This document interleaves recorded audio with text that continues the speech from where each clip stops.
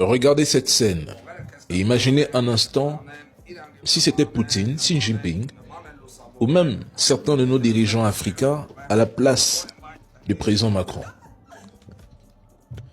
Imaginez, hein, s'en inverser du cerveau.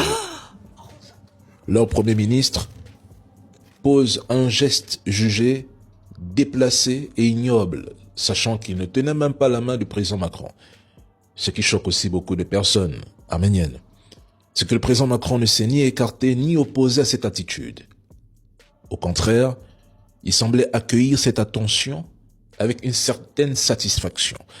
Mais en bref, l'Union européenne arme progressivement l'Arménie, tout en l'éloignant davantage de la Russie, dans une région où se croisent aussi les intérêts de l'Iran, de la Chine et de la Turquie.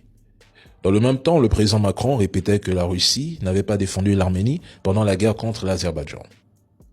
Pourtant, le Haut-Karabakh n'a jamais été reconnu officiellement comme territoire arménien, ni par Moscou, ni même par l'Arménie elle-même.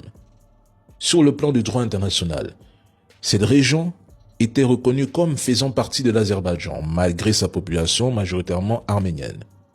L'organisation du traité de sécurité collective n'était donc pas censée intervenir dans un conflit concernant une région disputée et non reconnue comme territoire souverain. Une intervention militaire directe de la Russie aurait pu déclencher une confrontation régionale avec la Turquie, qui soutient l'Azerbaïdjan et membre de l'OTAN, tout en détruisant l'équilibre stratégique que Moscou tentait de maintenir avec Bakou. Mais aujourd'hui, une autre question se pose. Dans quoi l'Europe embarque-t-elle réellement l'Arménie? Derrière les promesses financières, militaires et diplomatiques, que cache-t-elle?